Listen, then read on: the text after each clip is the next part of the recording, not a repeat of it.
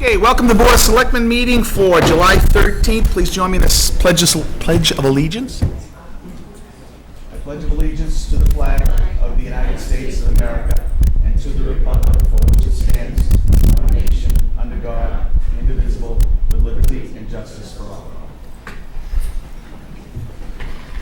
All right. Okay. All right, Mr. Burke. Minutes? All right. So I move to approve the regular session minutes of June 16th and June 24th, 2015, and amend the regular session minutes of June 1st, 2015, page 4, paragraph 6, adding to the Finance Committee after Abden. And I so move. Step down in second. All those in favor? Aye. Aye.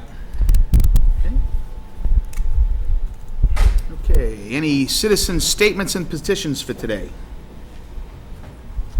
I guess that's a no. All right. Okay. Correspondence to the board. Okay, you have a letter from the Friends of the Library for cow chip bingo.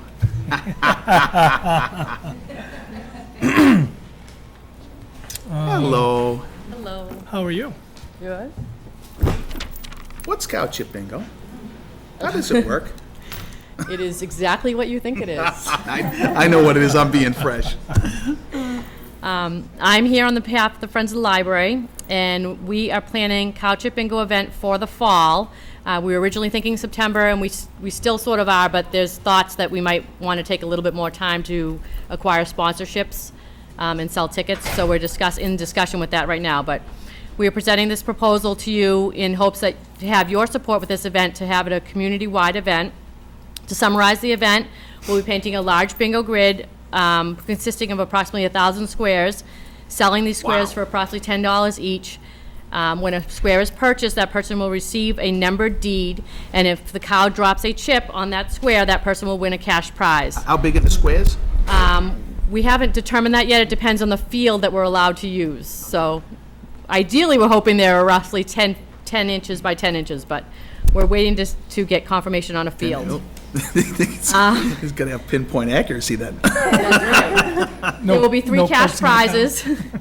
3 cash prizes along with opportunities to win on free spaces, in which case we'll be asking local businesses to sponsor a free space. So that will really get the whole community involved and hopefully draw up business for those businesses as well. While the cow is doing its thing, we're going to have other activities going on throughout the day, like food and games, face painting, cow pie throwing contests, just to name a few. The fundraiser is expected to raise a considerable amount of money for the relocation of the library, which is our goal. The Friends have already received our permit to hold lotteries and raffles, and we will obtain any other necessary permits that are required of us. We have submitted a facility usage request to the Parks Department requesting to hold our event at Veterans Park. In the case that this park is not available, then we would like to explore using the field across from Clough, which I'm told is owned partly by the town and partly by the Fino family, unless, of course, somebody else has suggestions on another field that has ample parking for us to use. But that's basically it. We really just wanted to get your support. I don't know that we necessarily need your approval, but we want support because we want it to be a community event and from, with the whole town involved. What if the cow is irregular that particular day? Let's hope not. I mean, I think it's a great idea. I think it's awesome. I think it's great. I think it's funny. What's that? Horse? Yes. We'll keep it in mind. Do we have an actual motion? I see a motion here, but Oh, we might as well make it if we have it. yeah, I guess so. So I move that the Selectmen vote to support the Cow Chip Bingo fundraiser hosted by the Friends of the Library to be held on September 19th, 2015, and I so move. Step down in second. All those in favor? Aye. Aye. Thank you. So if we change the date, we'll certainly let you know, but we're not sure, Yeah. Okay. There's still a lot of Date to work, be changed. logistics to be worked out. I think if you, and Diane, keep me honest here, but if you end up wanting to have it on the town property. Okay. I think we do need to have an official vote from the selectmen, so just. Okay. Just keep us in the loop on it. Yes, absolutely. Okay? All right, thank you. Okay. All right, now, I'm not sure exactly the right approach here. But this next item, we don't have any, there shouldn't be any motions for this one. Not that I know of. Okay. All right, so I guess the way I'm going to, maybe we should discuss this a little bit before we get started on this, but there's no decision before the board right now to make relative to this, other than we have received communication from some folks in Crestview about the noise, and we have to come up with some kind of a plan on how we're going to address it. So we're happy to hear a statement from one representative of the Crestview side, if you'd like, and then I don't know if Mr. Andelman's here. I don't see him, but Chief Horn, I think maybe that's, you would take a statement from him on the other side, and then I think we just have a quick discussion about how we think we probably would move forward on this. Okay. I just remind you, there's a 7:15 hearing too, so you don't have a time constraint. Okay. I don't think it'll take us longer than that. I don't see us debating this long. Okay. Okay, so if someone from Crestview would like to, as a representative of the group, just kind of, summarize the issue, and again, you could be as brief as you can, please. That would be appreciated. I'm Corliss Monis, and I'm from 21 Crestview Drive. And I'm her husband, Peter, from same address, obviously. yes.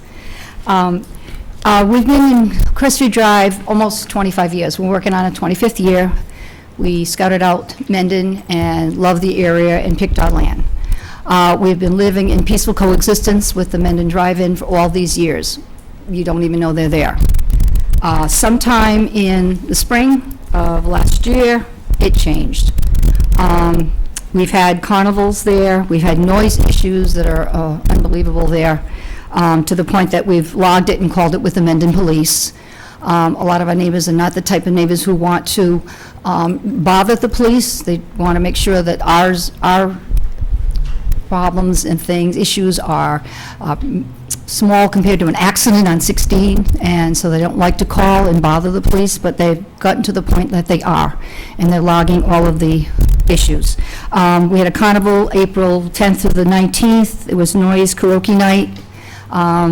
We could hear it as clear as anything. We've had witnesses, we had police come in and witness what was going on. Memorial Day weekend, the same thing. There's concerts going on, we're live bands, they're going on. We're hearing it in our driveways, in our houses with the windows closed. Grateful Dead was July 5th. And 5 p.m. to midnight, they had loud bands. Simulcasting still was loud, screams, hooting, all that kind of thing going on. Just a quick question on the Grateful Dead simulcast. So, what portion of the day was what's the word I want? Not acceptable. Was it the entire time frame, or was there a certain specific time frame where it was? Early on, during the day, they had bands coming in, so the bands were quite loud. But then it switched to the simulcasting sometime, maybe, I don't know now, 8, 9 o'clock The or band was so. like 5 to 8. And Okay, so are you saying that 5 to 8 is when it was unbearable, but after that it was okay? No, it was still It's just unbearable, bad. because I don't know how they did the simulcasting, but I know when they do the drive-in for a movie, we hear nothing. And according to their website that we went on, it goes through the cars, through their FM Dolby system. And then Is Aldo's house closer or farther away than yours? further on the other away. side of the street. He's on the Well, other street, sort of. 2 houses, 3 houses up. The reason I ask that is because I went down there myself, Yeah. Yes. and I didn't time it as well as it could have been. My logic wasn't good, apparently, because apparently the live bands are louder Yes. and I timed it to go when the Grateful Dead piece started, the simulcast started, figuring that would be the point of maximum loudness. I have to say, from Aldo's house, at the time I went, it was completely acceptable. I can't imagine that would be a problem. It wouldn't bother me if that were me, but that's just my own opinion. But unfortunately, I wasn't there while the live bands were there. Right. And Aldo and a few others had said that was a little bit of a lull, and then it got louder again. And as you move closer to where they are, it's even louder. And then there are people hearing it on the other side of the big oval. So we're talking, you can hear them from, through acreage, all the way to the Hopedale line. And Mantoni, there's people who heard it on Mantoni, some of the things going on. Okay, so I want to try to see if we can finish up this discussion before we have to have the public hearing. But if we don't, we don't. But is there any more facts that you want to present us with? Well, before we get- this past Saturday, I don't know what they did. Friday, we heard nothing. Friday, July 10th, the most recent, we heard nothing. There was a movie going on, Jurassic Park, they had all this stuff, we didn't hear anything. And on Saturday, something changed again. Between 8 and 9, we heard the announcer getting the crowd revved up, and by 9 o'clock, we could hear loud sounds of the movie. I think Jurassic Park must have been on our part of it, on our screen, because it sounded like I had little dinosaurs running around my front yard. And so I said, oh, Peter, can I keep them? Can we take them to the Southwick Zoo? I don't know. But we're trying to look at it very, very, lightheartedly, but there is a major concern that things have changed with this, and we're hoping that we could put you could put something, help us put something in place, an ordinance, I don't know what you're going to call it, we're coming to you to ask, to keep the sound like it has been for 25 years. Yeah. And how they prove that they can do it, because all of a sudden, there'll be a day that you can't plan, and we don't have good use of what we can do with our property. Okay, so Chief Horn, do you have a comment you want to make on as far as this goes? You looking very dapper today, Chief. It's right, it's got elephants on it. Thank you. We did receive a handful of complaints from people on Crestview. We investigated, we did not find any violations. The action will be a private nuisance, must be substantial, can't be occasional, can't be for a brief couple of hours every few days, and there was no violation in our opinion. I did discuss it with the zoning enforcer, he agrees, no violation. I did discuss it with the clerk magistrate of the district court, and he indicated to me that he would not issue a complaint. He saw no violation. The location is located in a commercial zone, and it is functioning as it has for many years. There have been live concerts on that property over the last decade. There have been circuses over the last decade on that property, so we don't see any violation. We do see that from time to time, it's a little bit annoying, and I have had a conversation with both brothers about mitigating the issues for the people on Crestview. So does it rise to the level of violation or to the level that we should be involved in? No, I don't think it does. However, they've indicated to me that they're going to take a look at how they do things, maybe turn the speakers a little bit differently, maybe lower the volume a little bit. They're sensitive to the issues, and they want to try to work with the residents. So that's where we're at right now. Okay. All right. So what I'd like to do, because we're just about the 7:15, so I would like to, if you want to hang on for the public hearing, I don't think the public hearing is going to be very long, so, and we can pick this topic back up as soon as we're done with the public hearing, and then we can discuss what we think maybe that might be the right way forward. Okay, and if you need any information, we might have something that can help with Okay. your... Yep, thank you. Thank you. Okay. Mr. Burke?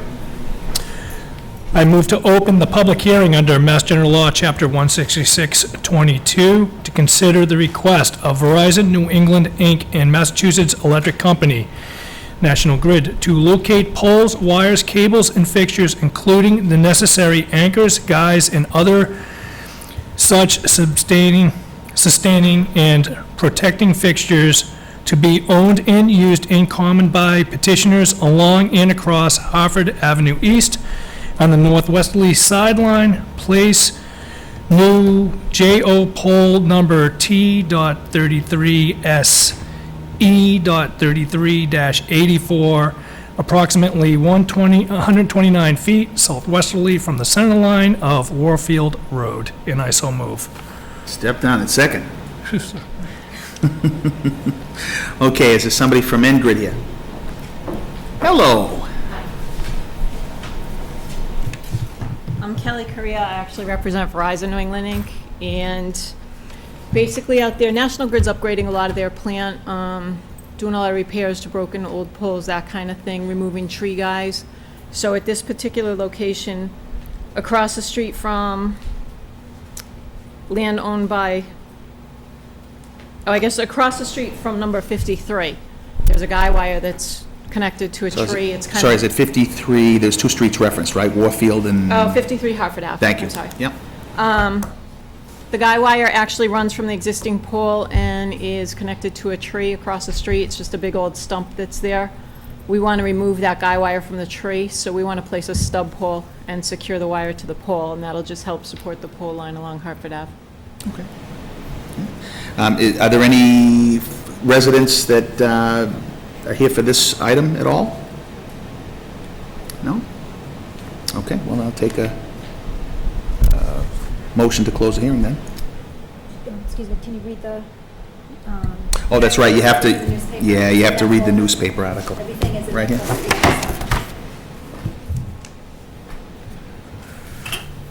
Oh, boy. Okay, good thing you went out and got it. Holy moly. Let's make sure I get the right one here. In conformity with the requirements of Mass General Law, Chapter 166-22, the Board of Selectmen hereby gives notice that it will hold a public hearing July 13th at 7:15 PM in the Town Hall Upper Meeting Room, 20 Main Street, Mendon, to consider the request of Verizon New England, Inc. and Massachusetts Electric Company, National Grid, to locate poles, wires, cables, and fixtures, including the necessary anchors, guys, and other such sustaining and protecting fixtures to be owned and used in common by petitioners along and across Hartford Avenue East on the northwesterly sideline. Place new JO pole number T.33S-E.33-84, approximately 129 feet southwesterly from the center line of Warfield Road.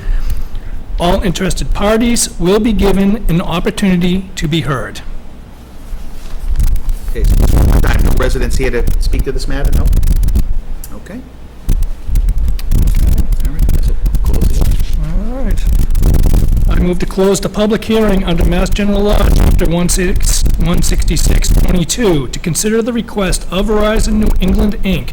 and Massachusetts Electric Company, National Grid, to locate poles, wires, cables, and fixtures, including the necessary anchors, guys, and other such sustaining and protecting fixtures to be owned and used in common by petitioners along and across Hartford Avenue East on the northwesterly sideline. Place new JO pole number T.33S-E.33-84, approximately 129 feet southwesterly from the center line of Warfield Road, and I so move. All right, step down in second. All those in favor? Aye. Okay, so we have a, please tell me not to read all that again for the... Do you want me to read the whole thing? Go ahead. I move to approve everything we just said. Step down in second. All those in favor? Aye. Aye. Thank you very much. Thank you. Okay, so let's pick up the discussion around the Crestview and the noise issue. So Brent, did you want to come back up? Oh, by all means, come on up if you have something more to say. Yes.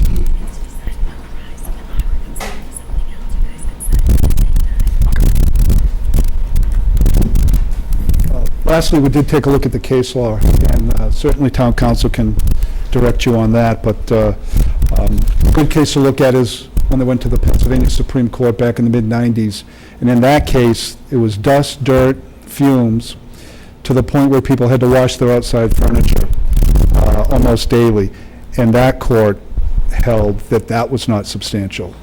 So I think that noise that might be too loud on occasion it's just not going to reach the threshold. It's not going to come close. But nevertheless, we still think that the vendor should try to work to mitigate it with the Sure. folks. Okay. So Brandon, would you mind coming up? I got a couple of questions for you on this topic. Hi, how are you? Question for you, we don't currently have a bylaw limiting noise and the volume, right? Correct. Which we could have, Correct. right? Okay. And if we had such a thing, then there could theoretically be an objective standard Correct. by which to measure such a thing, right? Right. Okay, now, if we had such a thing, would there have to, any time that you'd hit the thresholds that were defined, would that constitute, breaking the bylaw? Would it have to be more like Chief Horn mentioned, where it has to be like more on an ongoing basis? Yeah, I mean, if the bylaw, oftentimes with these bylaws, they have decibel limits, so it's something objective. Now, keep in mind, you have to have the equipment, you have to have it measured. It's kind of like a blood alcohol test in the sense that there's a device that actually objectively measures if it goes over that threshold. So the town would need to essentially define what's acceptable in a bylaw, and then have the equipment and have it properly measured so that they could, on any particular violation, depending on how it's defined, enforce it. Gotcha. Okay. So my thought is to determine what the DEP thinks is safe, reasonable volumes. Determine if they're operating inside that or not, as it is. I mean, if they are, then there's no sense in continuing forward on anything. And if they aren't, well, then determine whether or not to take additional action.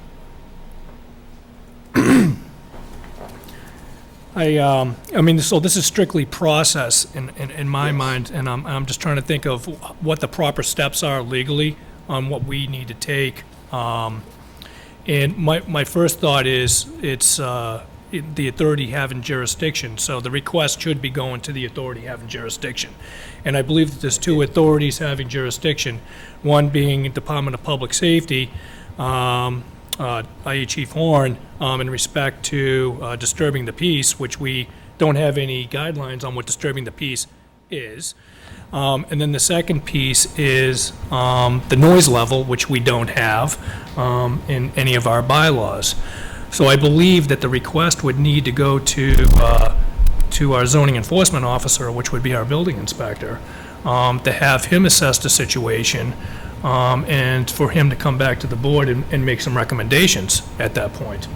I think would probably be the proper steps that we should be taking, and I don't think that we should be quick to judgment on this, but I think we should do a litmus test on certain times of the events that they have down there, and I believe that, again, it's going back to the authority having jurisdiction. I would believe it would be our building inspector that should go down and listen to it, unless it's somebody else. I don't know who else it would be. And then come back and again, make some recommendations to us. And I think that should happen throughout the course of this year. And at that point, we could also investigate if we should take other steps. I think those are probably the reasonable steps that we should take. Mrs. Lowell? Jane Lowell, 40 Millville Street. I was wondering if there are any state ordinances that cover something like this. I know my daughter has a dog kennel, and those dogs have to be quiet from 7 in the morning until 11. And, yeah, between 11 p.m. and 7 a.m.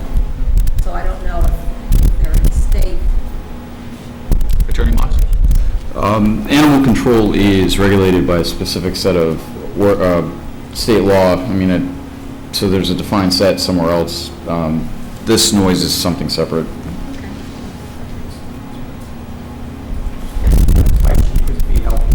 Please stand up and name and address, please. Lawrence Scott, 14 Crestview Drive. From my understanding, talking to the state EPA, we are in violation of state PA guidelines. That is, we are umbrella under them. And the state clearly, in their guidelines, and I won't go into details, with 310 CMR 710, they talk about the decimal level, so it's all done. The state will give us equipment, loan us equipment to measure the noise. I don't want to hear it's not noisy. I heard one police report. I was standing there by the car that was inserted, how noisy it was. And we have a pretty good petition with 50 signed, so we are pretty upset. the easy way out is can't we be umbrellaed by the state regs? Because the state spells out both the, does define noise as air pollution. Only in Massachusetts would they do that, of course. Mr. Giles, Steve Perkins over there, I spoke to him at length at the state regs, and he said that the state issues minimal. Towns can add to the minimum, but the state regulations are in place, and you actually don't have to do anything except umbrella yourself under the state regs and enforce them. So this may be a shortcut rather than going through committees and hearings. Did you get a chance to read through some of the documents that we gave you on the EPA? I have not thoroughly read through all the documents. Well, I mean, I think it's helpful because the broad authority of the state does give towns to add to, not to subtract from. And we shouldn't be intimidated. This is not something that's going to be a lawsuit against the town. This is something that's already established for us, thank goodness, by the state. So maybe we can have a conversation at some point about how to integrate the state regs rather than the town going into convulsions, you know. Because believe me, I mean, I will be quick and try to be composed. But noise is when your granddaughter's baby. Sir, please address the chair. I'm sorry. Noise is when your baby's monitor, your granddaughter, is going off and on with your windows closed. Noise is when your wife, who's severely ill, has an anxiety attack. I almost called EMT. Noise is when you can't sit outside in the summer. Noise is when your neighbors are threatened to sell their houses over. I mean, this is serious stuff. So let me just to make it simple. I think what we need to do is umbrella the state regs, amended, and we're covered, and we don't have to go through gymnastics. And the state will provide, if you don't believe it's noisy, the state will provide us with monitoring. We'll monitor the decibel system. We don't have to invest any money. We don't have to spend anything. We don't have to go through a ton of boards. We can just simply say yes or no. It's unlivable. And okay, so let me address that. So I get the substance of what you're saying. So, sir, if you could just sit down, we'll address that. Okay, so Brandon, I don't know if you have any comments on that before I. There is a DEP noise pollution policy, but it is worded more in terms of DEP responding to requests from the public. It sounds like in this case, without having direct knowledge as to what happened with this conversation, that DEP is essentially pushing it back and doesn't seem to be taking that on. Do you have a comment? Yeah, I do. I think what it boils down to is clearly I don't want to mislead or give the wrong impression here. We're taking your concerns very, very seriously. What I'm grappling with right now is making sure that this board takes the proper steps to address them. And I'm trying to, what I'm grappling with is, do we now ask our hired professionals to now investigate that and then come back to this board and tell us what the best way to proceed with this is? And I think that's what I'm grappling with. I want to make sure that we're clear on that. Yeah, what I'd like to see is some objective way to measure it. That's what I'd like to see. But anyway, Mr. Moran? Don Moran, 36 Crestview Drive. I think Chief Horn mentioned earlier that they're willing to work with us. I think the first approach should, maybe it's a few residents or something, just have a discussion. I mean, if they can do something to mitigate it, to me, that's the first step. And if you want maybe some of us to put something together, or maybe we can work through Chief Horn to set up a discussion, and if they're able to, redirect the speakers. To me, that's the best approach. Work as good neighbors and try to work together. So if you want, maybe we can try to pull that together. It sounds like they're receptive to that. Oh, I think they are, and frankly, I like your idea. I think, we can get the two parties together, police station, fire station, somewhere, and work it out. And even maybe when they have the next event, have them come over, maybe not them, but somebody that works, just to come and take a listen. Yeah. And just, work together. Yeah, they say they've done that. I did talk to Michael Andelman yesterday. They said they have done that. Okay. And so they do have an idea of what it sounds like great. when it's there. But, okay, so, I mean, that's if that's an acceptable first step solution, then maybe that's exactly what we should set up. We should facilitate that meeting. So who facilitates that, though? I just want to make sure we're understanding. Yeah, I was just wondering if in parallel to that, if you want us to try to pursue taking measurements, maybe we can do that, just to understand what level, what decibel level it actually is. Maybe those are the two things to get in the early, first steps. So, again, the question stands of who would be the facilitator of such meeting? Would it be the board, or would it be Chief Horn, or would it be the residents? I don't know that it matters that much, does it? Well, I just wanted the formality to close the loop, so it's not going around in circles. What would they like? I think there should be a buffet. Only if you're cooking. And then we'll make sure you're invited. All right, yes. Again, we want peaceful coexistence, and that's why we're coming to you, because we don't know how to do everything for this. And we are a part of this town. We love this town. We want to be part of this town for the future. We've already got copies of the DEP information with phone numbers for the Central Regional Office. Someone has already made contact, not me, someone else has, and they said, yes, we'll come measure, we'll come do. They will do all the work for us. And all we have to do as the town, we say we as the town, but that means you as our town leaders need to just plug it in. So we've done some homework to make it easy for you to help us live quietly and peacefully. So, I have copies for all of you to look at, to have some information. Besides, again, education is power, and power is going to give us peace. So I think I would like to recommend that we do two things. Number one, provide contact information from one of you folks that wants to be the lead to the ambulance, let them reach out and set it up, let them work that out between them. And in a parallel track, let's take the information that they put together, have a conversation with Mr. Accardi, and determine how we go forward. That's reasonable. That makes sense? Yep. Okay, good. I have another question. We have a petition, so what do we do with this? What, I'm sorry? We have a petition that has been signed. What do we do with this? Okay, well, I think you could just submit it to the Board of Selectmen's office. I mean, what we could actually do with it, I'm not entirely sure, but, clearly, there's a message you're trying to convey with that, and you should submit it to the Board of Selectmen. Board of Selectmen office. Actually, it should go probably to Margaret. You want it to go to, I'm sorry. I believe it needs to go to Margaret, but, Well, I was just going to ask, what is the petition for, and that would kind of tell us Okay. who you're going to submit it to. Oh, it's, should I read it?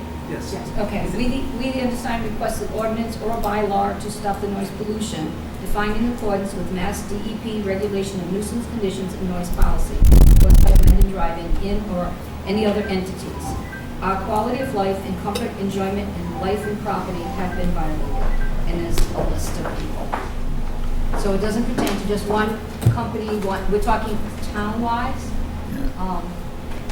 Because in old days, you could do a handshake and verbal agreement. Nowadays, everything needs to be written down, and lawyers know how to write it all up beautifully for us. That's why they're educated to do that. So, what do I do with the petition? Margaret, do you have a comment on that now that you've heard it? To present at a town meeting to develop a bylaw? Is that what you're doing? Yes. that would need to go to Margaret. Okay, So at least you know that other people other than the people sitting here that are, so you want to have a warrant article at a town meeting? I guess that's the position we would take, yes. Is that what you're doing? So you would need 100 signatures to go on the next town meeting? Is that we need 100 You signatures? need 100 signatures to go on the next town meeting. Okay. And then present it. And then And then you present then we it. have to present the bylaw? Right. We have to Yeah. write it. Okay. That's right.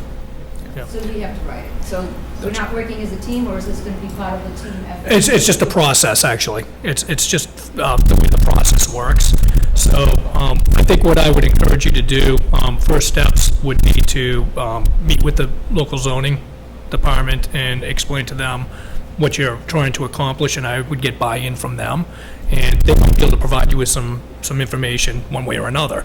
But it goes back down to the authority you have in the jurisdiction at this point. So we have our a zoning enforcement officer who is our building inspector.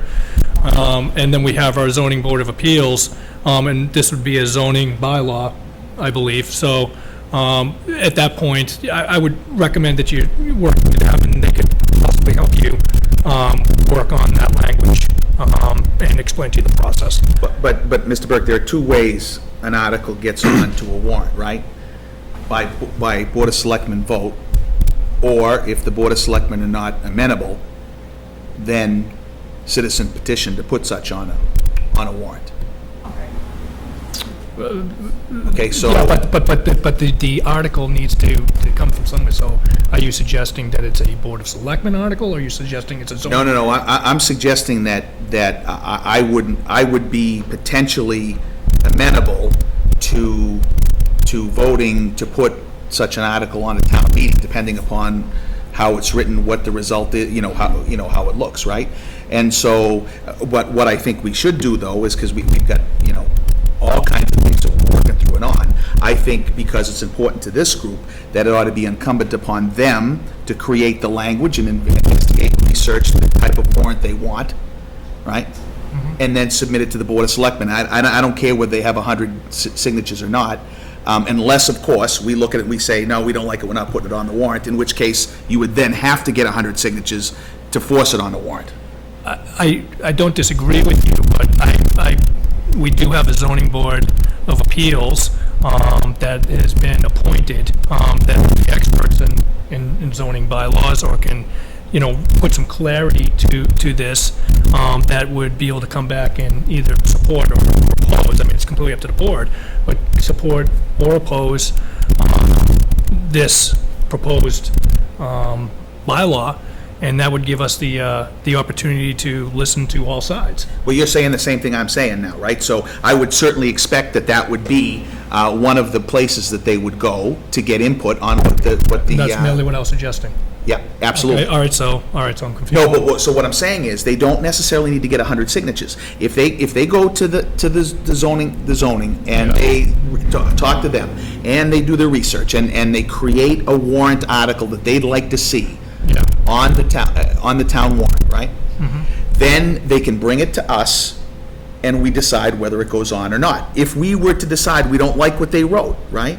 Then in order for them to force it onto a town meeting, they then have to get the 100 it's just a matter of signatures. process at that point. That's all I'm saying. Yeah, but what I'm trying to do is I'm trying to assist them in being able to work through the proper boards. And I That's all agree I'm with doing. what you just said. Okay, thank you.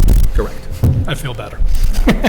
Mr. Horn, Chief Horn. How about we get a meeting with the owners of the drive, and we want to sign the petition, well, invite everyone, and let's see if we can work it out where everyone's happy. And then I don't want to move forward with a bylaw after that, but it seems to me that we should probably try to address it now, because we've still got half of the summer left. Well, I think we did agree. I think we did agree with it.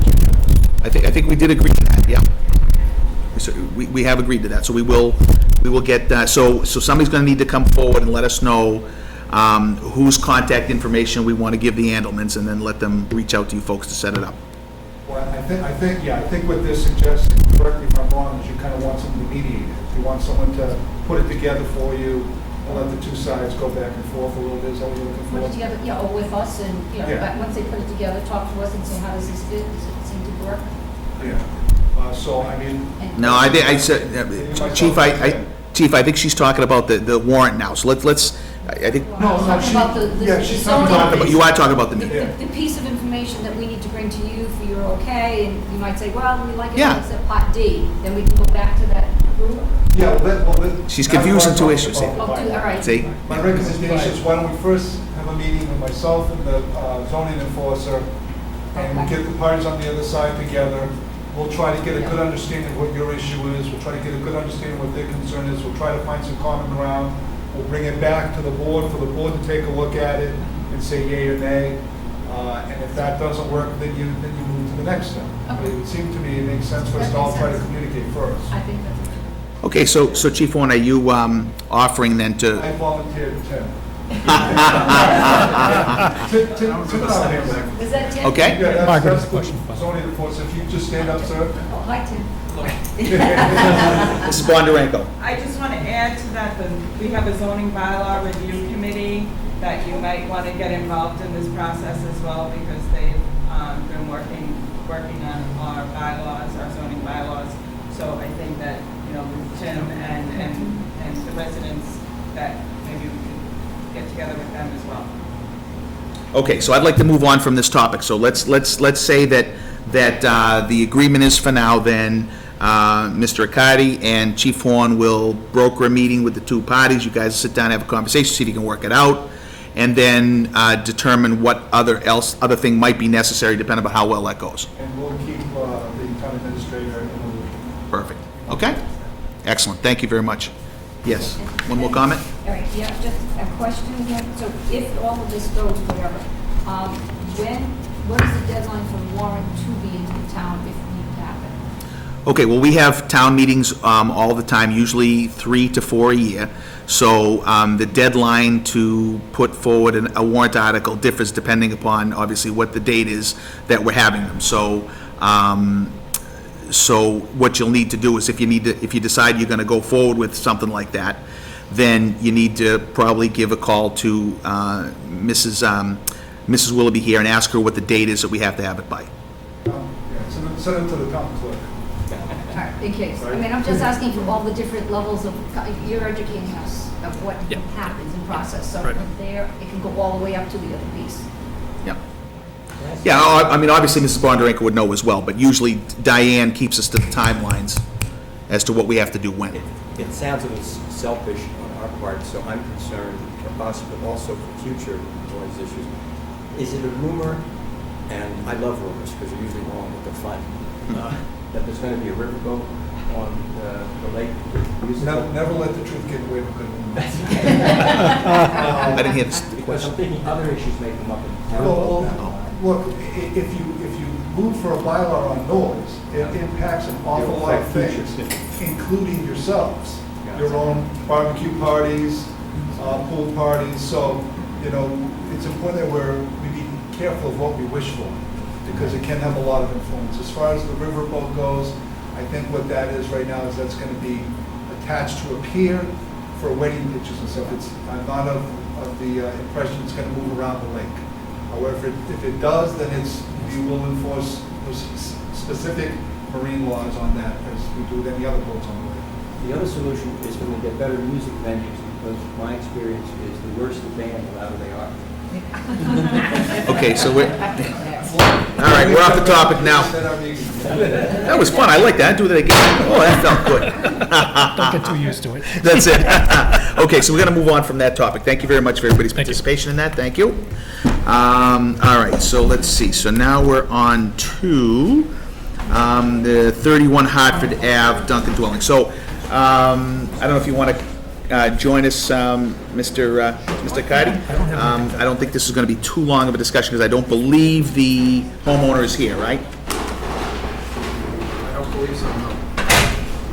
Okay, so Mr. Cardi, I think we'd like to have the homeowner come in to have a discussion on this. This has been a long-standing issue, and before we can move forward, I think we probably need to have him available and have a give and take with him. So, yeah, so let's put that on for our next meeting if we can, and invite the homeowner.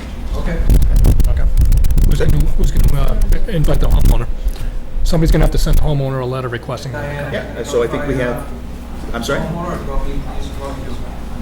I can do it. Okay. Okay, thank you very much. Okay, cool. All right. Discuss recent Showtime Entertainment Court decision. Mr. Moss, you're up again. No, don't even bother going to sit there, just stay there. I don't know, I have no idea. Okay, so I understand from the town administrator that you wanted to just kind of summarize where we're at and what the situation is and et cetera? Sure.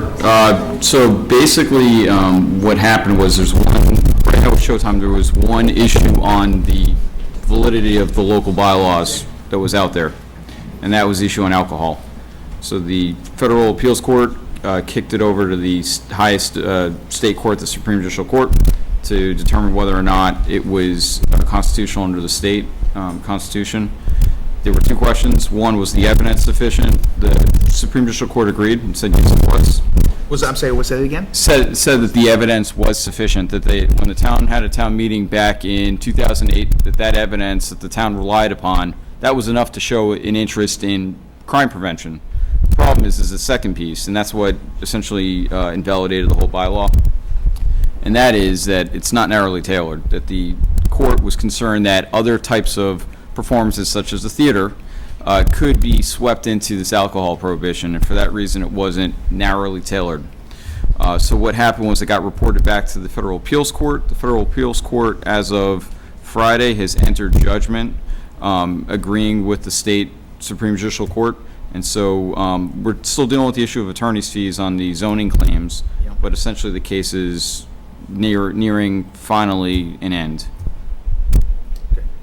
So at this point, there's nothing for the Board of Selectmen to decide. I mean, this is just an information update for us. Exactly, in case there's also any questions. Yeah, and we can certainly expect, I would presume, a request to issue an alcohol license from the Fenaris at some stage. They can apply for it. They're going to be subject to the regular requirements under state law. That's pretty, yeah.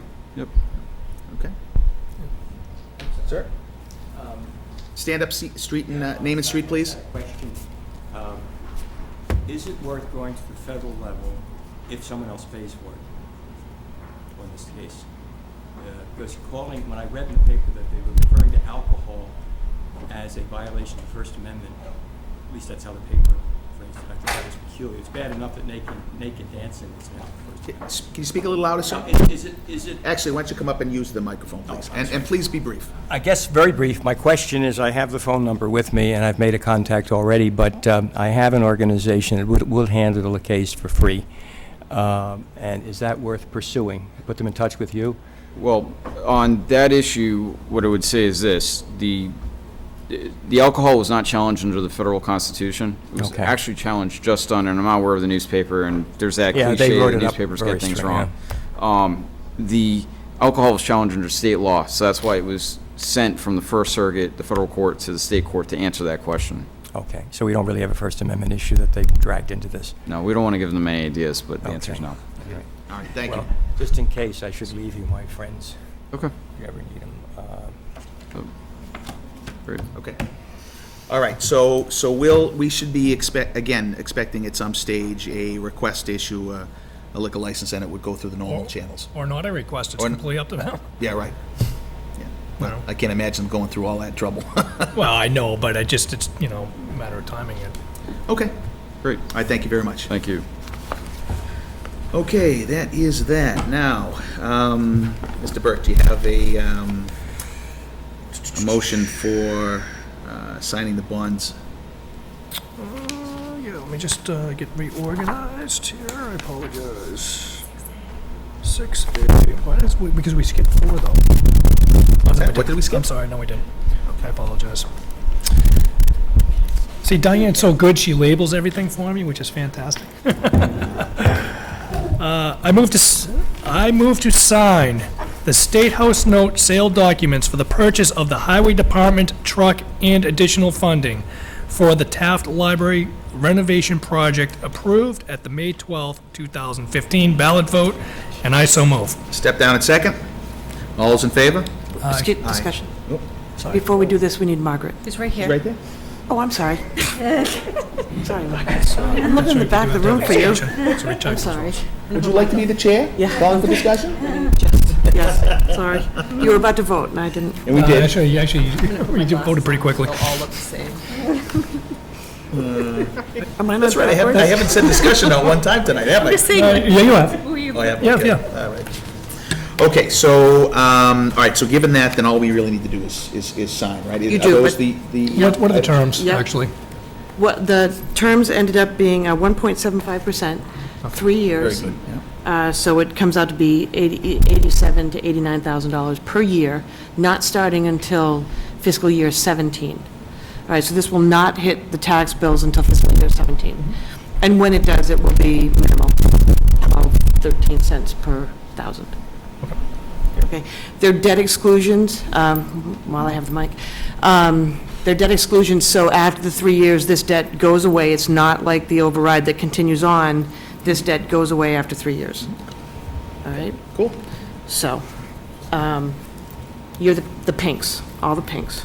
We're gonna sign it where it's. These don't have to be Anything with a notarized, pink- right? I'm sorry? These ones don't have to be notarized? They have to be, That's why you're here. Witnessed by Oh, the there's your town little clerk. stamp. I know. Yeah. Okay, so we're some Over here, yep. Okay, yeah.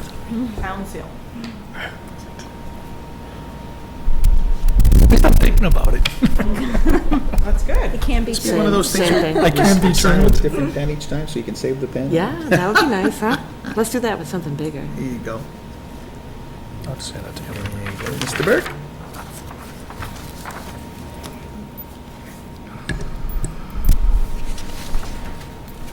Okay. Now, we have this related to the poll. It says it must be notarized as well. Should Yeah, we that do comes this? to me tomorrow. Huh? That'll come to me tomorrow. So they can sign it now and you can That's deal fine. with it I'm tomorrow? watching. Cool. Okay. Yeah, but it still has to be signed. Might as well get that out of the way right now, Chris, huh? Sure. Thank you. I can't believe I have to wear glasses. There's 3 copies of this one, too? Yeah, Three okay. originals.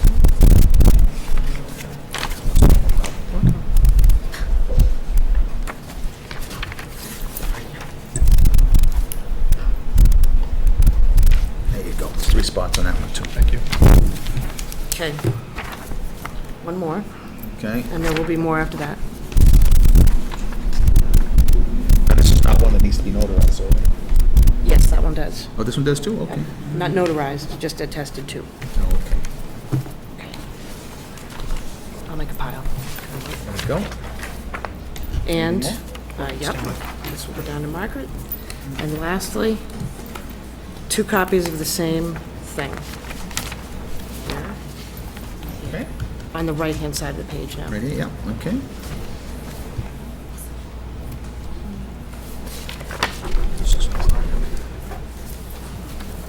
Isn't that fancy? I feel like I'm trying a mortgage. I know it. I can write his This grant. one. This one. I'll take that. Thank you. This. This one. Take that. Good. Okay. Okay. This was 6B, so. And that's it. this was, what else is on this? Okay, you all done, we all done signing now? Just let me just get this all caught up here, Rich. All set? Okay. Okay, cool. All right, so next item is, okay, that was the 7:15 end-grid hearing, which we did. We took care of that already. Consider special alcohol licenses.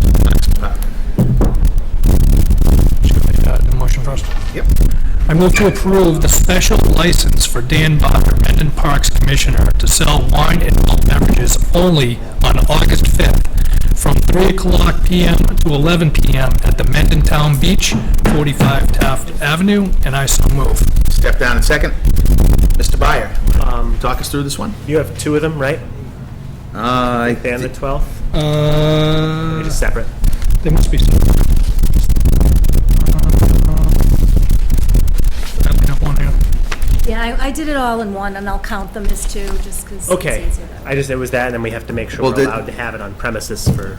Yep. But at both, so you're saying there's 2 dates? We're looking, there's two concerts at the beach, the Cable 8 concerts on the 5th and the 12th. Okay. Should I just put the 5th in, amend this and just say the August 5th and August 12th? Yeah, you better, because, yeah. Okay. Same times? Same times, the two concerts sponsored by Cable 8 that we do every year. I believe this is it's either the second or the third year we've done this, where we've gotten a liquor license just to try and get some more people to come out. Does it work? It's not, last year I think we brought in a little bit extra money, and there were some more people that came. So hopefully it drives the yeah. crowd. The 5th and the 12th at 6:30 p.m., if anybody's watching. So, Free Chris, pony could you rides just, for the kids. could you just read the amended motion? Sure. So, to amend the motion, I move to approve the I special... hate pony rides. Excuse me? Excuse me. You all set? I move to approve the special license for Dan Byer, Mendon Parks Commissioner, to sell wine and malt beverages only on August 5th, only on August 5th and August 12th from 3 o'clock p.m. to to 11 o'clock PM at the Mendon Town Beach, 45 Taft Avenue, and I so move. Okay, so step down a second. So the timeframes are the same for both months, is that right? Correct. Okay, good. So we got that accurate now. Yes. Okay. So, what does the revenue go to? It goes into the revolving account, so it gets dumped right back into the facility.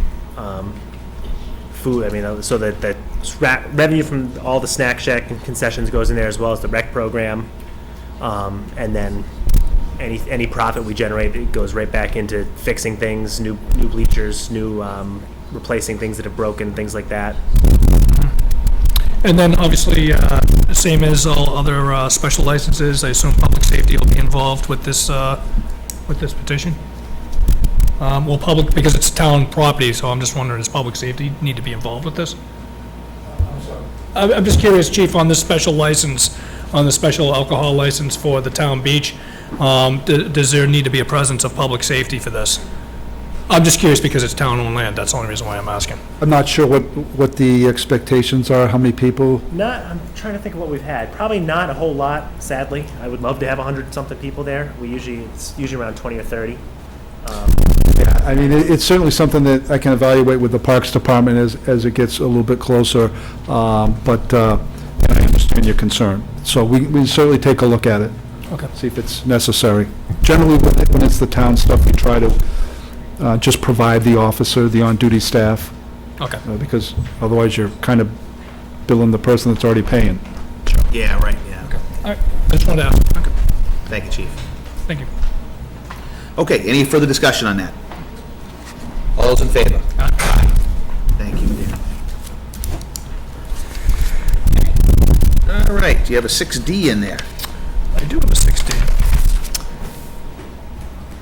This lighting is horrible, man, I'm telling you.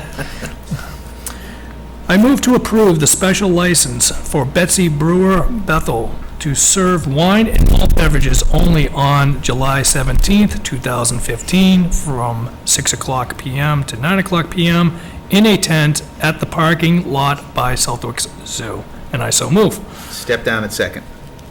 Discussion. Doesn't look like the Southwicks is here, but that's okay. Any comments from yourself, Chris? I assume it's just on the same premise as what we've been doing with them all along. Exactly, yeah. Okay, so all those in favor? Aye. Aye.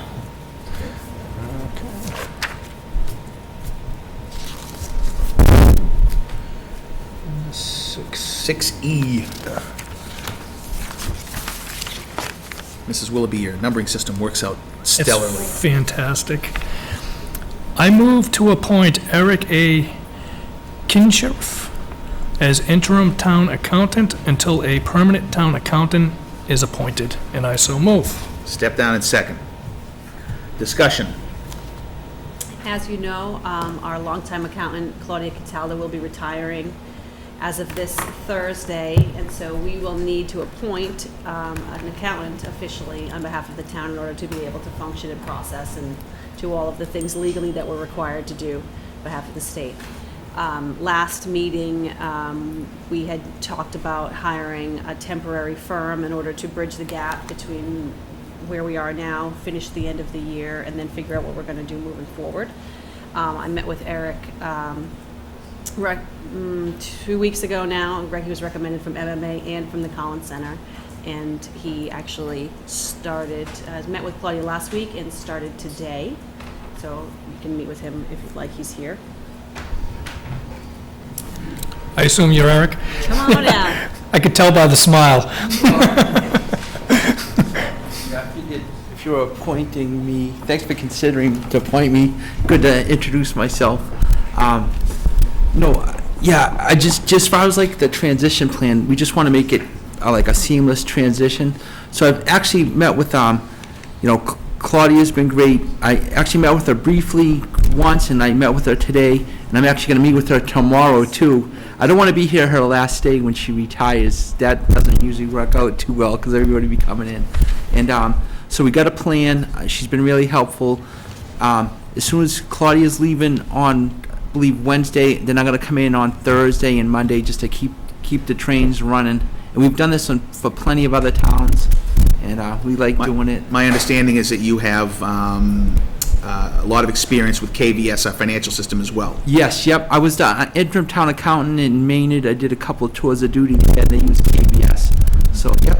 And our implementation, the way we have done it, and use it is similar to what you've seen? No, absolutely, absolutely, yep.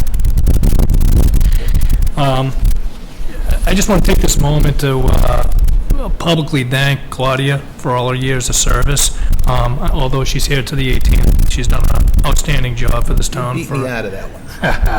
for a number of years. 26 years. She's been phenomenal. She's helped me tremendously when I was on the FinCom. Same with Mr. Schofield, not to take your thunder. So, but I just want to really just thank her for all of her hard service, and she'll certainly be missed. Yeah, one of the key things about the Claudia Cataldo brand is you could be sure whenever it was getting done by the book. Every time, by the book. So I know I'm going to miss her phenomenally, and I wish her well. She's got an absolutely gorgeous grandson, that she's going to be taken care of, and good on her. Yeah. All right, thank you very much. It was nice meeting you. Yeah, Thank you too. Thank you. Yeah, thank you. Okay, all those in favor? Aye. Aye.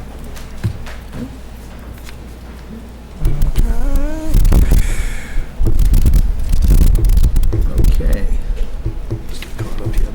I don't think we don't have motions for F, right? Those 6F I do. 6F I or 6F I2? It looks, this is 6F2. I just write 2 on here like that. Okay, so is somebody here to discuss the parking lot? Do you want me to read the motion? Okay. No, we're gonna do the parking one low. That's 2, that's 6. Oh, so we're going to do the parking lot first and 2. 2. So let's do the Gotcha. parking lot first, yes.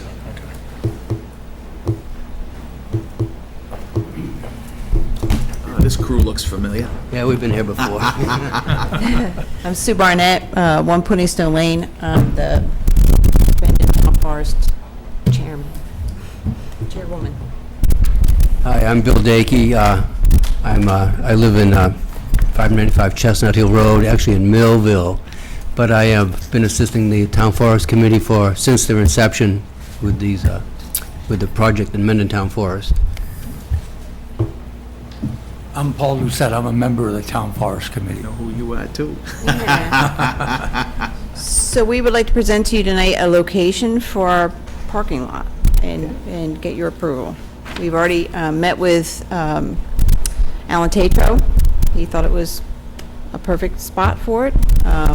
It's away from houses, which some residents in Millville expressed concerns over putting a parking lot where we second proposed it. We were going to put it at the top of Tower Road, but people would have to pass up. I got complaints. I've got a friend that lives on that road, and they were really concerned. Their house is right on the street, and that road is about as wide as this desk.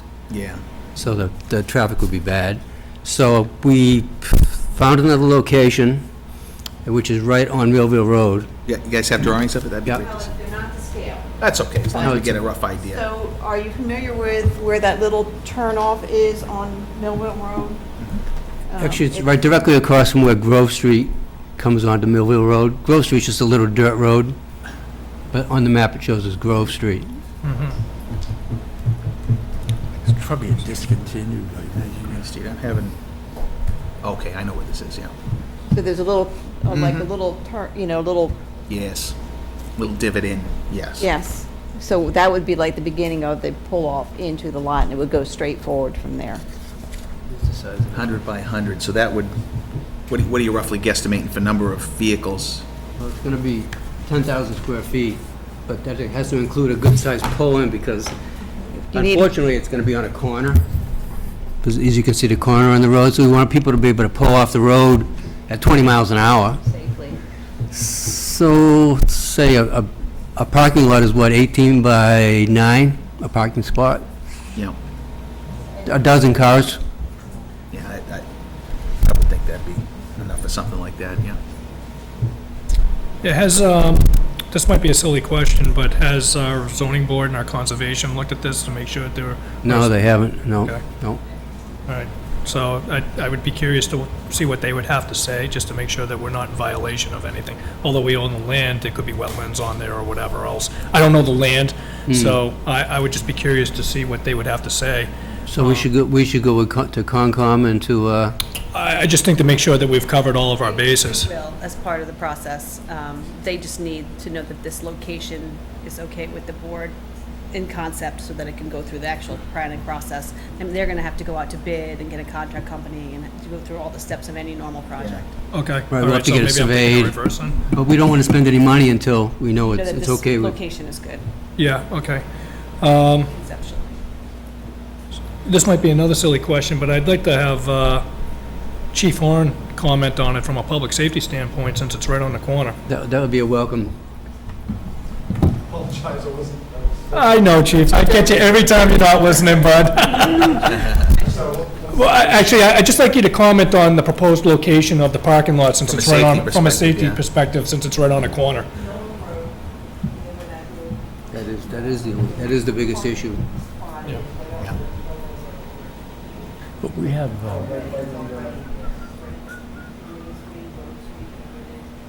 yes, okay. And so we're looking to do it?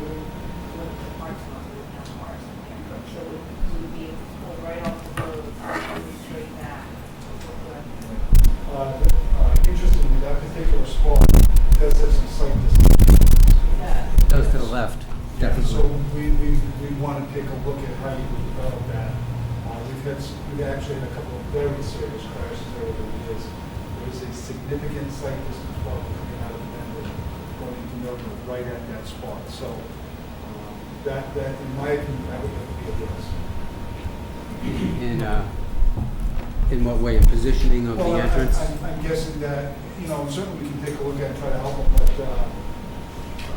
vegetation, moving that hillside back, I don't want to get into all the complexity of it, but the average person has a 1.6 second reaction time to make a complex decision, and at 40 miles an hour, they travel quite a distance. So we would want to see the site distance improve there somehow.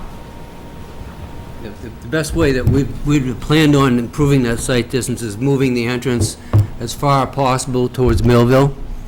We've got one abutter there where you have to get, where the town forest ends almost at the Millville line.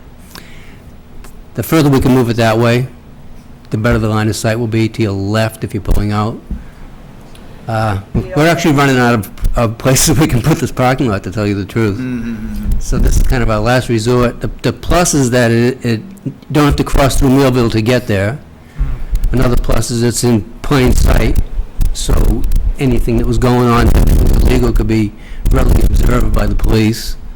I mean, the other one was going to be up near the fire tower, which is, if you're familiar with that area, it's pretty remote. So signage would traffic. Chief Horn? Mr. Chairman, we have to whether this is something you want to do, and probably you could improve it on the contingency of improving the site distance, based on recommendations from public safety. Now, why don't we have a, I would think we'd have a motion for this. Because just like everything else, it's town-owned land, we make a decision on what gets done with town-owned land, why wouldn't we not need a motion? I didn't say you didn't need one, I just didn't prepare one for you. Oh, okay. Okay, I am sorry, Mrs. Willoughby. I mean, again, I think my biggest concern is the location of it. I travel Millville Road all the time. It's a fast road, especially around that corner. Cars just buzz right around that corner all the time. I used to be on the fire department. I've been to a lot of accidents down there, and it's just a tough line corner, So, Chief Horn, can I ask you another question on this one? Do you think that obviously, there's a safety issue right now as it is, right? Adding this parking lot without addressing the safety issues would only make the safety issues worse, right? Okay, so now, do you think there's any way that that site changes, the plan could include things to change that would not only not increase how dangerous it is, but actually improve the problem that's already there? Is there any chance that that's possible? And would it have to come out of our budget? Okay, well, let's answer the first question first. And then, Most important thing. Most important thing. yeah. Great question. The beauty is that I run the regional reconstruction team, so I can have the reconstruction team go up there and survey the area, draw a map to scale, and calculate out the needed site distance for the improvements, and frankly, that won't cost anyone anything. Okay. We can do that for you. I can have the recon put together something and have you take a look at it. And what we'll do is we'll determine, based on the applicable speed limit, there will determine what the site distance requirement is. So instead of making a motion, I think what I would request is that maybe you can work with public safety and then come back and make another proposal to us. That includes those. That includes addressing the public safety issues, and then that'll probably bring some comfort to me of the willingness to move forward with it. So how soon could we expect public safety to do their survey? That's a quick question for Chief Horn. And you might have to repeat the question again.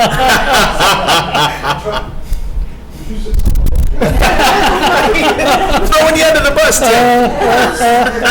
So how soon could we expect a surveying assessment from you? We're on a limited time. What do you need it by? Well, the whole project has to be done by December of 16. Yeah, so it's a ways out, but. I'll have it done for you next week. Perfect. We'll just put it on future agenda. Yeah, that's awesome. So I'd like to, it's particularly since that's so quick, I think I'd like to see that put on a, like Chris said, on the future agenda. I think your idea's spot on. Yeah. Okay. Thank you very much. Okay. Okay. There's one other thing on there. Okay. There was, The MOU? Oh. Oh, yes. On the agenda. Yeah, let's go on to that. A little bit of history on that. Remember, the last time we came here, we had presented a draft of a memorandum of understanding between the New England Mountain Bike Association and the Mendon Town Forest Committee to do maintenance on the trails in the town forest. There's 8 miles of trails, and to maintain them is a lot of work. A big job. Yeah. Okay, so anyways, you handed it over to town council. Yep. And the town council came back with a bunch of recommendations, which I think you have copies of that. Yeah. Okay, so let me pause you for a second if I could. Let's make the motion in second, and just during discussion, we'll have Mr. Moss come up. All right, I move to allow the Mendon Town Forest Committee to sign the memorandum of understanding between the Mendon Town Forest Committee and the New England Mountain Bike Association, Blackstone Chapter, and I so move. Step down a second. Okay. Okay, you can continue on where you were. Yeah. Okay, so we've got some proposed changes that you suggested, and I ran them by the executive director of New England Mountain Bike Association. He is in total concurrence with that. So we're ready to sign it if you so deem we can, or if we should. Mr. Moss, any comments?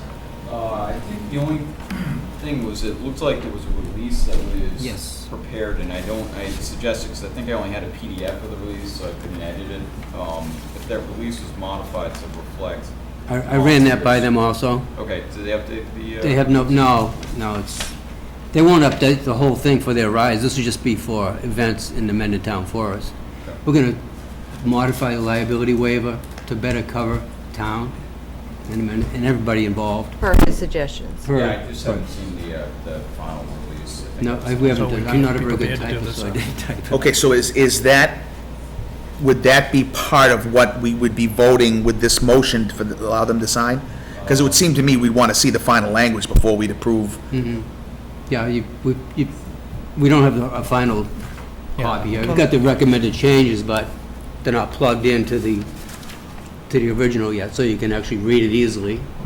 It's like insert this after this word and insert this after, so it's, you might want us to get that written up in a better format. It is part of the deal, because that's contingent on, when the MOU says that they will sign this waiver before any work is done in the town forest, so that the waiver is an important part of the MOU. Sure, absolutely. So, okay, so my feeling is, I'd want, before we vote to say, yeah, you can go ahead and sign it, I'd want Brandon to say, I've seen the final, and I'm happy with it. I agree. So do we have to, because there's a motion in front of us, We just vote, just vote it down? Yeah, okay. All those in favor? All those against? Nay? Nay. Okay, so what's it? Go ahead. Or you could say pending town council review, that way you Right. don't hold it up. Are you okay with that? Well, I'd want to review it again. Yeah, I'd want to review it again before I'd be comfortable with that, so. Yeah, I mean, it's not gonna be a big, I mean, it's just another quick, Yeah, I think, we could just put it on a future agenda to be quick at that point, so. So we'll get both documents fully written up in a final form Yeah. with these changes, and submit them to you at some future time. Yes, I want Mr. Moss to say, yep, I'm 100% with the final, and... Thank you. Okay. Okay. All right, yep. We can do that, and the parking lot is pending public safety review. Yep. Thank you. Thank you very much. Right, For all your work. Thank you. Thank you. Okay, that is F. All right, municipal hearings officer. Okay, so, I mean, this is a quick one for me, Mr. Burke. I'm not interested in making any changes relative to the municipal hearings officer. The municipal hearings officer does not have to be a town employee. Mrs. Cataldo has indicated that she wishes to serve out her year as municipal hearings officer, so I don't know why we'd even consider this.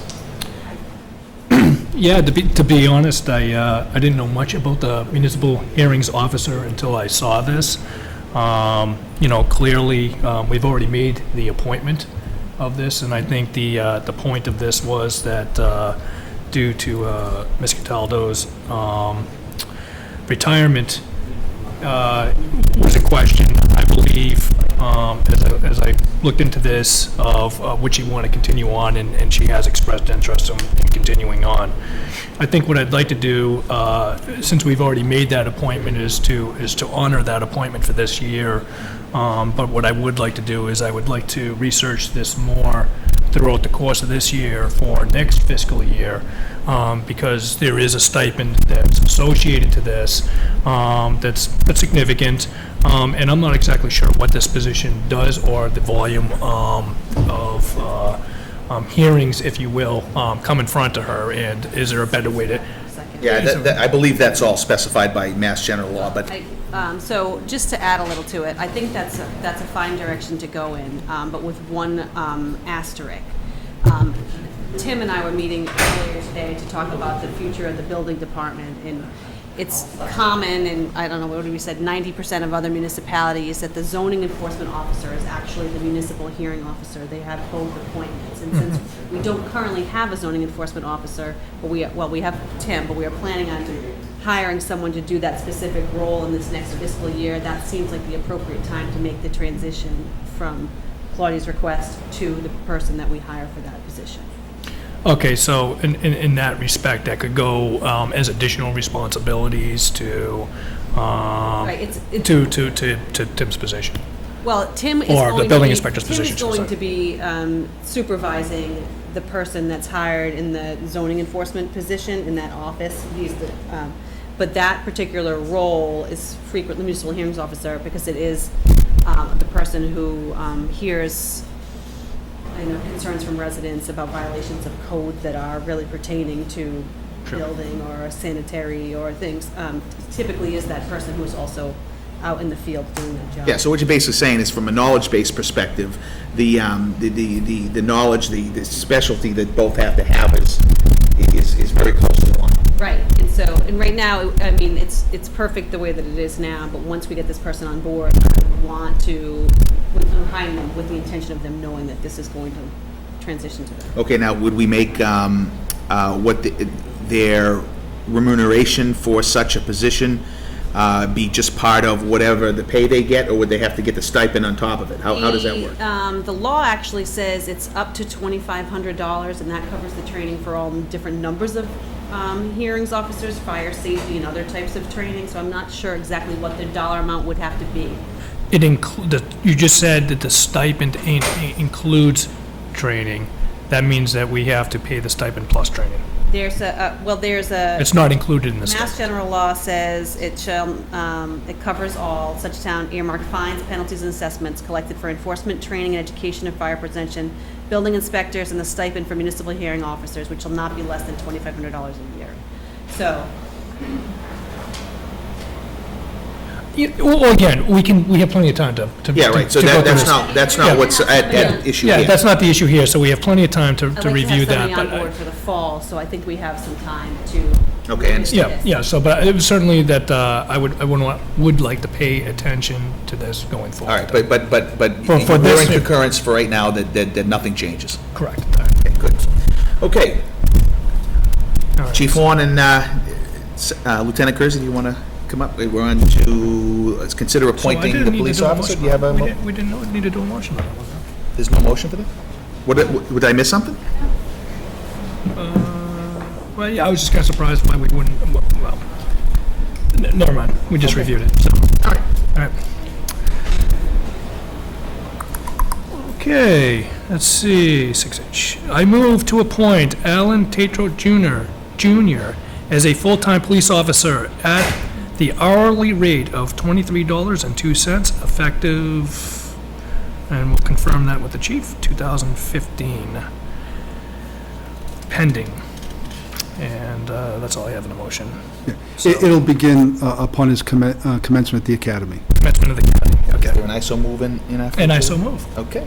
Step down and I just second. want to write commencement. Okay, discussion. Okay, so I'd like, if you don't mind, Chief and Lieutenant, if you could just take us through a little bit of for the benefit of folks here and anybody watching on TV, just the process, because obviously, the person that's being recommended for the role is the son of the highway surveyor. So I think it's important that people understand what process you went through so that there's no concern about, the fact that, that any conflict of interest or just the fact that he, it's Alan's son or what have you. So, because I know you guys did look at a number of people, and so just take us through that if you would. Sure. We received approximately about 100 applications, approximately 100 applications for the position. We interviewed initially, I wasn't involved in the initial interviews, the town administrator and a committee interviewed approximately, do you guys remember, was it? 16. Somewhere between 12 and 16. And as a result, they graded them and they picked who they believed were the top three. They then submitted those three names to me without telling me what order they were scored in. And I then interviewed them, and then I scored them myself, and then I then compared my score to the score of the oral boards, and I came out with Mr. Tatro's number one, as did they. I've known him a long time. He worked for me on the fire department as a call firefighter for several years. He's a longtime member of our Police Explorer post when he was a young boy, I think about 14 years old. And frankly, he's a perfect fit. 28 years old, he's married, he lives here in town. He's grown up in the town, he went to Nipmuc. This is the kind of people we're looking for. We want people that will know the residents of the town, understand the town, and know the history of the town. So whenever we have that opportunity to pick someone locally, it's certainly something we try to do. So of the 100 original applications you had, how many of them were Mendon residents? I think all three finalists were Mendon residents, right? Well, one of them no longer lives in Mendon, but yes, initially all three were residents of Mendon. Probably maybe maybe five altogether were Mendon residents. Okay. And he successfully completed his background investigation. Give you an idea of the background investigation that we do. We meet all his neighbors, his family, we do his background, we do his criminal record check, locally, state level, nationally, and internationally. We look at their credit report. They're required to provide me with all their banking records of what they have for assets, so that we know if they would ever be prone to an attempted bribe, and so that we also know how much money they start off when they're hired. So they go through a very, very thorough background. He did extremely well, currently works for the town of Franklin, the highway department. They speak very well of him. But frankly, myself and the lieutenant have known him a long time. I've known him since he was a baby, and I'm very comfortable recommending him to the board. Good. Any questions on? I know AJ pretty well. I was on the fire department with him. He's fantastic, fantastic guy. I think he'd be a great asset to our town, so. Yeah, I think you had a hard decision to make too, because I also know Mr. Gomes as well, and I think Mr. Gomes would make a great. We still have two people in the, on the batter's deck, and we have one other position that we'll fill, I'll be looking to fill probably in the fall. But we have some incredible finalists. Okay. So, all those in favor? Aye. Aye. Thank you. All right, now we're on to 6I. I move to allow Kimberly Newman to sign a contract with the Historic Gravestone Services for the repair and restoration of the Joy Fountain, and I so move. Step second. Discussion.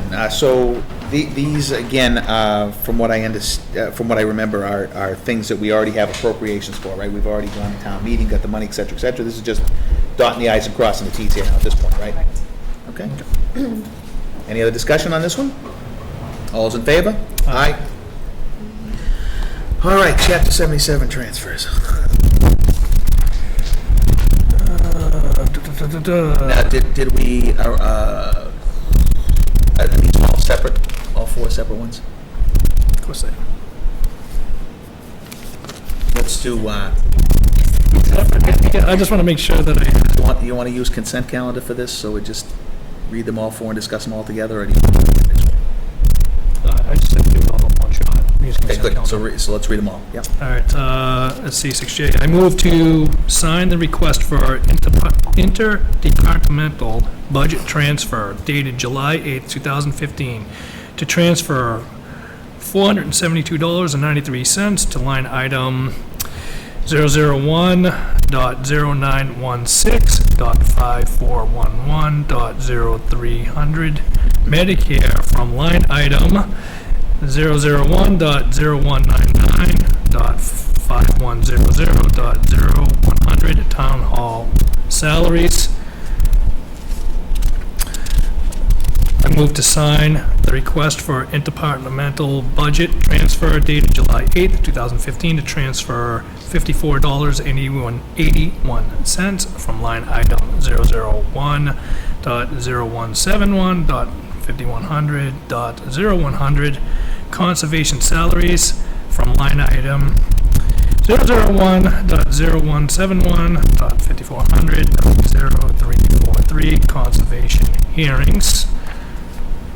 I move to sign the request for interdepartmental budget transfer dated July 6th, 2015 for $688.50 to 001.0422.5100.100 highway construction maintenance salaries from line item 001.0422.5105.0100 highway construction maintenance overtime. Do I have to read all the total account? I mean, I'm reading it as. I would skip those. I think going forward, we probably don't need those in the. I'm just reading it as it's. Cross out what you don't want, and then I'll know next time. I'm just reading it as the motion's written, so. And I move to approve building department request for interdepartmental transfers dated June 30th, 2015. $240 to line item, I'm just gonna go to electrical inspector's fee account. There you go. From plumbing inspector's fee account. $525 to line item electrical inspector fee account from line item gas inspector fee account, and $35 to line item electrical inspector fee account to line item street lights expenses, and I so move. Step down a second. All right, so just Chris, if you could do me a favor, just tell me what the amounts were in each one again. Not the to and from, just the amounts, because I think they were all relatively small. Sure. 472.93. Yeah. 50. That's what do you mean? Medicare? Medicare. Just trying to remember what they are. You want me to say quickly as you sang them? Yeah, go ahead. Medicare, we do a readjustment at the end of the year. It's an estimate in the beginning, it's the actual at the end, so there's always a small bump. Yep, got it. Okay. $54.81. Conservation Commission? Yep. That's just calculation from when we did the shift for the basement move, it was off What was this? $55. Got it. Yep. Okay, $688.50. Highway? That one is from when they went from having part-time to full-time. It was after the beginning of the fiscal year, so the amount in the budget wasn't the exact amount that they needed for the entirety of the year. It's kind of odd, because it's from overtime to regular salaries, but that's because they went part-time to full-time. Okay, sorry, what department was it? That was Highway. Okay, got it. Yep, good. The last one? And, let's see, $240, this is, Electrical inspector. Electrical inspector, yeah. And then $525 electrical inspector and $35 electrical. Okay, and that's all just increased inspections? Is that it? Exactly. Okay, Yep. and that's it. Any further discussion? All's in favor? Aye. Aye. All right, and the next one, special town meeting. Do we, do you have a motion on this one? We probably do. Bear with me for 1 second. Okay. Normally, without the chair, it's, would hate making, specifying dates for things, but I think we kind of are fixed in right in this one, because I think there were some parameters around it. It has to be done by a certain time, have to be able to set the tax rate and all that stuff, so we kind of have to do it in this time frame. So I don't think there's a lot of flexibility here, so. Just bear with me 1 second. No problem. Okay, and then, do you just want to sign these real quick? The Chapter 77 transfers? Let's do it afterward. We'll do this afterwards. Okay. Let's go to 6K. 6K. I move to hold a special town meeting November 17th, 2015, and open the warrant, and I so move. Step down second. Any discussion? All those in favor? Aye. Aye. Just suggest the warrant closes on September 17th. Okay. So we'll sign it on 6th, October 6th. 17, sign, you said, what, I'm sorry. Sign no later than October 6th. So we're going to obviously be on the 5th. Got it. Thank you. Okay. Consider signing Mass DOT Title 6 non-discrimination assurance. So I move to authorize Chairman Reel to sign the Mass DOT Title Non-Discrimination Assurance. And I so move. Does it say Title 6 on there? Oh, I'm sorry, DOT, I missed that, Title 6, yeah. Title 6 non-discrimination. Step down in second. Discussion. So, refresh me on what that was about? That's Mass, we have to say that we're not going to discriminate in order to accept any money from Mass DOT, right? Yes. Yeah. So, I'm sorry, explain that again? In order to receive money from the Mass Department of Transportation, you have to assure that there'll be no discrimination. Oh, and don't we do this every? I don't recall, but We usually do them with housing, that I know, but I assume it's along the same lines. Okay, so they're asking us to sign something that says we won't otherwise break the law on discrimination. That's what it's, Okay. that's how I interpret it. All right, whatever. I mean, it sounds like something, yeah, okay. All those in favor? Aye. Aye. All right. Town Administrator's Report. What do you got to tell us? Algonquin will be here at the end of the month, starting that work on the pipeline. Dan is going to be coordinating when they're here on the field. Okay, now that was the cathode ray protection stuff? Correct. Yeah. The 27th is the date. The 27th. It should last about 1 to 2 weeks. Okay. You probably read Blue Wave is going to be out on the site surveying this week, Thursday and Friday. They may have to trim a few trees, so just aware if you're near the property, they're over there doing some surveying, and they may be cutting some trees. Okay. We will get our first... Can I hold you on that for a second? Because they're trimming trees, although they have the right to do that, should we be notifying the neighbors, or does that make a difference? The neighbors were just, I remember that. They said they'll inform the neighbors. I can't remember if it was Algonquin or if it was Blue Wave. I'm not sure. I think when they're going to start doing the more serious cutting, they'll be notifying the neighbors, I would imagine. The one neighbor. They've been. Okay, the basement project is going along very well. Met with the contractor and Lieutenant Kersey today to talk about the progress. Things are going very well. We've been way under budget, moving right along, so we've been able to add some minor changes to the project, including being able to include the front staircase going downstairs and really cleaning up some of the bathroom area, just cosmetically, no substantial changes in order to make it all look the same, which is really great. We're going to take our first delivery of furniture tomorrow, so that's very exciting for the spot. It's very close to being completed, and it looks fantastic. So Dan Gardner's done a great job as a contractor. He's excellent. Yeah, really fantastic job. When do we expect to move in? August. Really, at this point, almost everything is done. We're just waiting, sort of playing a shell game with moving this furniture out of this room so we can put the carpet and paint this room and then move that over to that room. I mean, we're just sort of doing this to finish it up. And as we have had such great luck in saving on different areas, we've been able to add small additional detail work for Dan to do, doors and things that we wouldn't have had, the railing in the front, just minor things you wouldn't have thought of that really make the project look fantastic. So you really should go see it. It looks good. Thursday, I'll be in Dover at a training, just so you know, for MMA. And I think that's it for now. We talked about the accountant position. He's already started, but he'll be in the office officially starting this week. We're going to send something tomorrow to employees, and then about the transition, and then he's going to come in a little early tomorrow, and we'll walk him around and introduce him to everyone and take him to the different buildings so he can meet some people face to face so they know who they're dealing with. Other than that. Okay. Excellent. 6N. What do we got?